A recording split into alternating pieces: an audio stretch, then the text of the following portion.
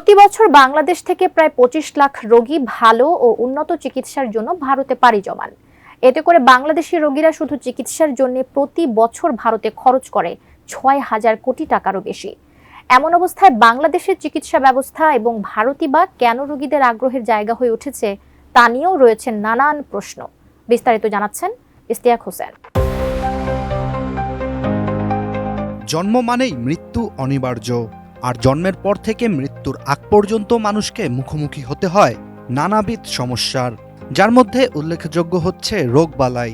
বাংলাদেশের প্রেক্ষাপটে এদেশের জীবনমান উন্নত হলেও উন্নত হয়নি চিকিৎসা সেবা ব্যবস্থা। এছাড়া বাংলাদেশ অত্যন্ত ঘনবসতিপূর্ণ একটি দেশ, যার ফলে ময়লা আবর্জনাও এখানে প্রতিনিয়ত জমা হয় পাহাড় সমান। অন্যদিকে ভেজাল খাদ্যপণ্য, বায়ু দূষণ, পানি দূষণ সহ আরও অনেক কিছুকে কেন্দ্র করে মানুষের রোগবালাইও যেন প্রতিযোগিতায় নেমেছে। ভালো স্বাস্থ্যসেবার অভাব ও নিজের আপনজন হারানোর ভয়ে অনেকেই চিকিৎসার জন্য বিদেশ ভ্রমণকেই বেছে নেন বাধ্য হয়ে।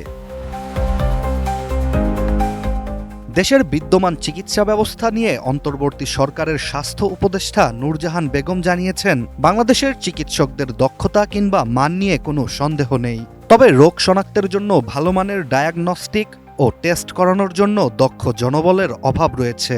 আর রোগীর কী রোগ হয়েছে তা শনাক্ত করতেই যদি একাধিক টেস্ট করাতে হয়, চিকিৎসকদের উপর ভরসা তো নষ্ট হবেই। কোয়ালিটি সম্পন্ন আন্তর্জাতিক মানের still bar CSRM, committed for better still. বাংলাদেশের স্বাস্থ্যসেবার মান ঠিক কতটা খারাপ তা ভারতের পর্যটন মন্ত্রণালয়ের তথ্য অনুযায়ী অনুমান করা যায়, যেখানে দেশের এত সরকারি ও বেসরকারি হাসপাতাল রেখে প্রতি বছর প্রায় ২৫ লাখ মানুষ ভারতে যান শুধু চিকিৎসা নিতে। আর বাংলাদেশের তুলনায় ভারতের চিকিৎসার খরচ ২ থেকে ৩ গুণ বেশি। তবুও এই ২৫ লাখ মানুষ প্রতি বছর ভারতে যেয়ে প্রায় ৫০০ মিলিয়ন মার্কিন ডলার খরচ করে থাকেন, বাংলাদেশি টাকায় যা প্রায় ৬,০০০ কোটি টাকার সমান। এছাড়া বাংলাদেশ ব্যাংকের প্রকাশিত এক প্রতিবেদনে উঠে আসে, একক দেশ হিসেবে ভারতেই ক্রেডিট কার্ডের মাধ্যমে সবচেয়ে বেশি খরচ করেছে বাংলাদেশিরা, যেখানে চিকিৎসা খরচের পাশাপাশি বিভিন্ন পণ্য কেনার জন্য ক্রেডিট কার্ড ব্যবহার করেন তারা। এর মাধ্যমে দেশের বিপুল বৈদেশিক মুদ্রা চলে যাচ্ছে ভারতে। অন্যদিকে বর্তমানে ভারত ও বাংলাদেশের মধ্যে চলমান অস্থিরতার কারণে অত্যন্ত জরুরি রোগী ছাড়া ভারত কাউকেই ভিসা দিচ্ছে না। তবুও চিকিৎসার জন্য মানুষের বিদেশ ভ্রমণ কমেনি। ভারত বন্ধ থাকায় অনেকেই থাইল্যান্ড কিংবা সিঙ্গাপুরে পাড়ি জমাচ্ছেন। তবে এসব দেশে চিকিৎসা খরচ ভারতের থেকেও বেশি।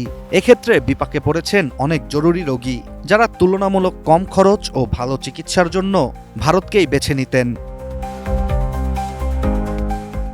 উন্নত চিকিৎসার জন্য প্রতি বছর এভাবেই দেশের বাইরে চলে যাচ্ছে হাজার হাজার কোটি টাকা। সংশ্লিষ্ট কর্তৃপক্ষরা উন্নত স্বাস্থ্যসেবা নিশ্চিত করার জন্য যথাযথ পদক্ষেপ নিলে দেশের মানুষ দেশেই চিকিৎসা নেবেন বলে ধারণা বিশেষজ্ঞদের। Desk report, ATN news.